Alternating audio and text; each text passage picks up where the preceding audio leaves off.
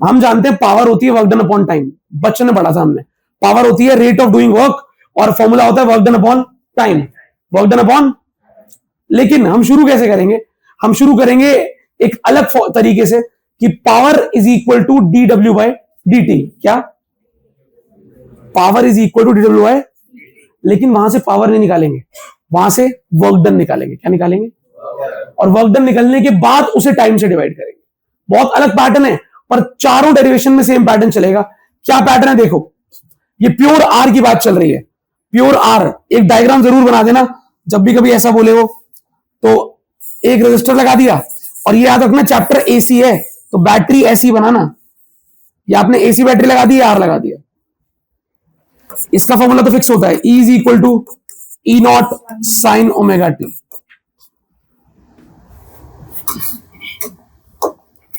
देखो तरीका क्या है, तरीका यहां से स्टार्ट होगा। Power is equal to D W by D T, D W by D T. ये हम सब जानते हैं कि power work done upon time होती है।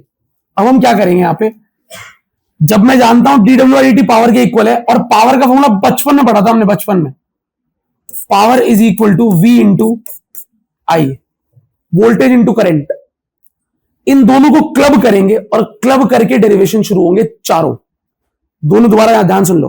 पावर होता है D W by D T और पावर होता है वी इंटू आई। तो हम शुरू कैसे करेंगे, ध्यान से देखना भाई। इन दोनों को क्लब करके, क्लब एज इन ऐसे,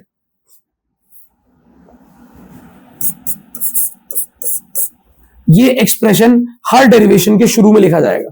स्टार्ट ही इससे होगा। Power is equal to D W by D T is equal to V into I. अगले स्टेप में पावर को त्याग देंगे, इन दोनों को लेके आगे बढ़ेंगे, डिराइव करेंगे और डब्ल्यू निकालेंगे। जैसे ही डब्ल्यू आ जाएगा, डब्ल्यू को कैपिटल टी से डिवाइड कर देंगे, टाइम से, टोटल टाइम से, आंसर आ जाएगा। करें चालू?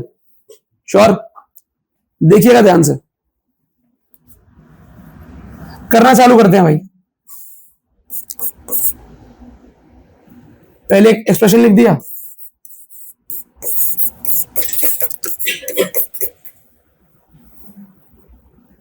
अब सबसे महत्वपूर्ण बात जो हर डेरिवेशन में अलग अलग है वो क्या है?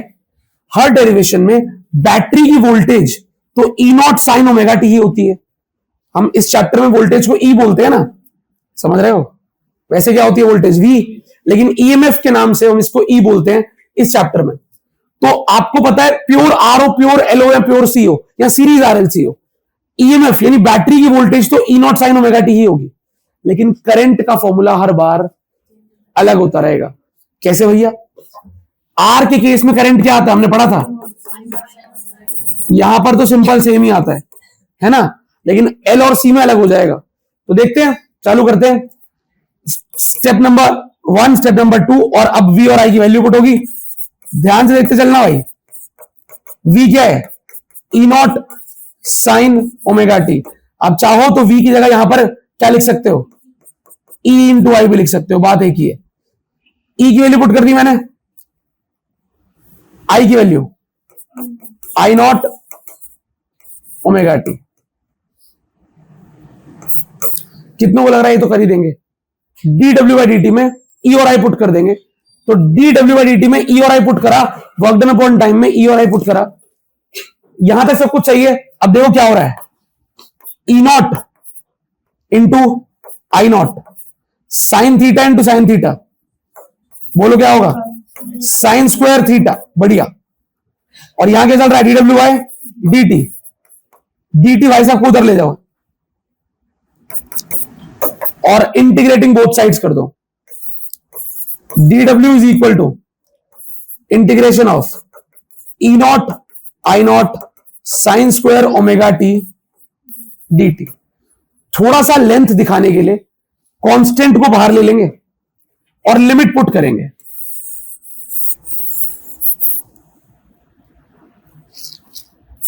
डी डब्ल्यू 0 से W is equal to E not I nought, constant बाहर आ गए। 0 से टी क्या इंटीग्रेट कर रहे हो?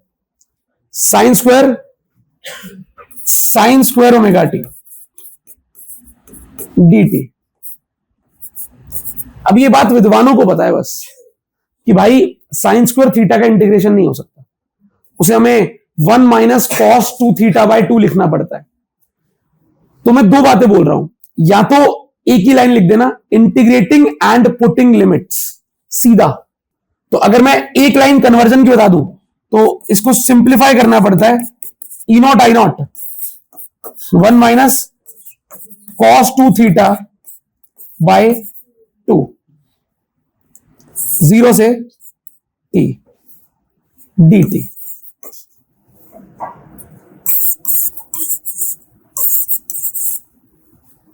आ रहा है समझ में?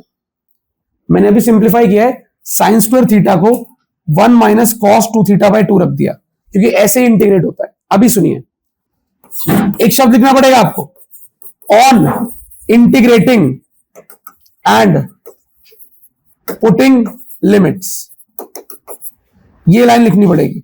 इंटीग्रेट और लिमिट पुट करने पर डी डब्ल्यू बन गया W, E not I not, E not I not रहा, इस पूरे को इंटीग्रेट करके लिमिट पुट करके आ गया टी बाय 2। क्या आ गया? T by 2। क्या आएगा? T by 2।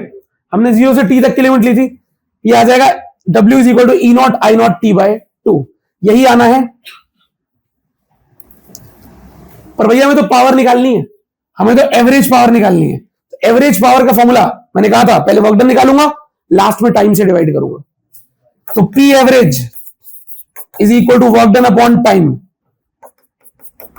E not I nought into T by 2 divided by T, T से टी कट गया, क्या आ गया? E not I nought by 2। तो बालक आप ये बात जानते हो कि मैं 2 को तोड़ सकता हूं √2 इंटू √2। तो जैसे ही मैं तोड़ूंगा तो पी एवरेज आ जाएगा, ई नॉट के नीचे एक √2 और आई नॉट के नीचे एक और √2। और अब मैं जानता हूं कि इसे ई आर एम एस और इसे आई आर एम एस कहते हैं, और आर एम एस की जगह कभी वी भी लगाते हैं, वर्चुअल। तो ये हो जाएगा ईवी इंटू आई वी। तो आपके पास प्योर रजिस्टर के केस में फॉर्मूला आ गया। मैं लास्ट एक्सप्रेशन यहां लिख रहा हूं नीचे, power average E V into I V, या और बोलो तो E not I nought upon 2, कुछ भी बोल दो, प्योर आर के केस में।